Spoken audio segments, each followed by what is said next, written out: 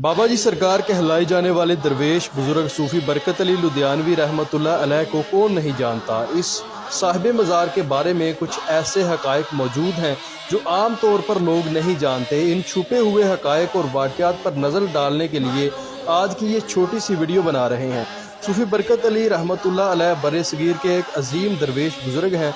आपका मज़ार फैसलाबाद में समुंदरी रोड पर वाक़या है। इस दरबार की जो सबसे ख़ास बात है वो ये है कि यहाँ पर दूसरे दरबारों की तरह आपको कहीं पर भी ना तो कोई गल्ला नज़र आएगा और ना ही कोई चंदा लेने वाला नज़र आएगा। इसके बावजूद इस दरबार पर रोज़ाना लाखों रुपए के अखराजात आते हैं, लेकिन ये अखराजात मरीदैन से इकट्ठे नहीं किए जाते। यहाँ लंगर जारी व सारी है और इस दहलीज पर आंखों का एक बेहतरीन हॉस्पिटल फीस बिल्ला चल रहा है, जहाँ पर महंगा तरीन इलाज होता है।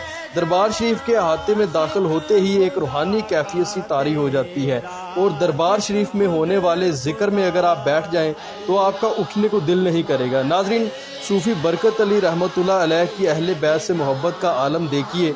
पाकिस्तान से एक दफ़ा एक शख्स उम्रा करने के लिए गया। जब वो मदीना मुनव्वरा में क़याम पज़ीर था तो ख्वाब में नबी करीम सल्लल्लाहु अलैहि वसल्लम की ज़ियारत नसीब हुई। नबी पाक सल्लल्लाहु अलैहि वसल्लम ने इस शख्स से फरमाया कि क्या तुम बरकत अली को जानते हो? जिस पर इस शख्स ने कहा कि नाम सुना है, अलबत्ता मैंने देखा नहीं है। नबी पाक सल्लल्लाहु अलैहि वसल्लम ने फरमाया कि बरकत अली मेरा ख़ास बंदा है। आप सल्लल्लाहु अलैहि वसल्लम ने फरमाया कि जाओ पहले सूफी बरकत अली से मिलकर आओ। ये वाक़या एक अखबार के मैगज़ीन में तहरीर है, जिससे ये वाज़ेह होता है कि सूफी बरकत अली रहमतुल्लाह अलैह पर नबी करीम सल्लल्लाहु अलैहि वसल्लम की किस हद तक निगाह शफ़क़त है कि वो इनको अपना ख़ास बंदा तस्लीम करते हैं।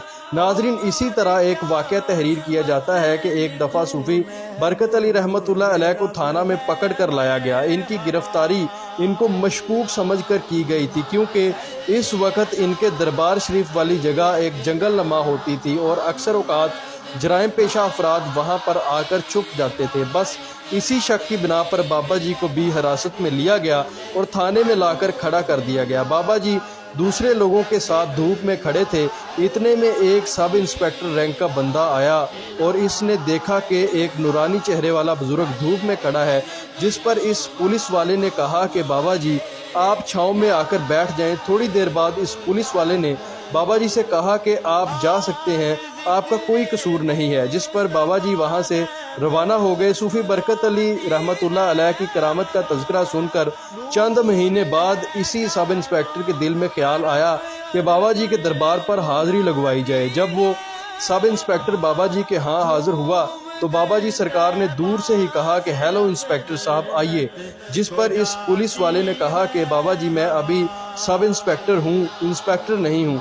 तो बाबा जी ने कहा कि तुम्हें याद होगा कि तुमने मेरे साथ एक मरतबा नेकी की थी, जाओ मैंने तुम्हें इंस्पेक्टर बना दिया। आज से तुम सब इंस्पेक्टर नहीं बल्कि इंस्पेक्टर हो। नाजरीन, वो पुलिस वाला जब थाना पहुंचा तो इसकी तरक्की के अहकामात जारी हो चुके थे। नाजरीन, इसी तरह किसी ने बाबा जी से पूछा कि बाबा जी आप कोई काम नहीं करते और दरबार शरीफ पर लाखों रुपए के अखराजात आते हैं, जबकि आपने जो कुतुब लिखी हैं वो 40 से 45 लाख रुपए की लागत से लिखी गई हैं, जबकि आपके पास तो पैसे नहीं हैं। तो इतने पैसे आपके पास कहाँ से आते हैं? जिस पर आप रहमतुल्लाह अलैह जलाल में आ गए और सर मुबारक पर रखी हुई खाकी टोपी को हल्का सा सरकाया और हज़ारों नोट नीचे गिरने लगे। देखते ही देखते नोटों का ढेर लग गया और वो लोग देखकर हैरान रह गए। जिस पर आपने फरमाया कि हमारी रोज़ी परिंदों की तरह है, जो सुबह भूखे घोंसलों से निकलते हैं और शाम को सर होकर वापस लौटते हैं।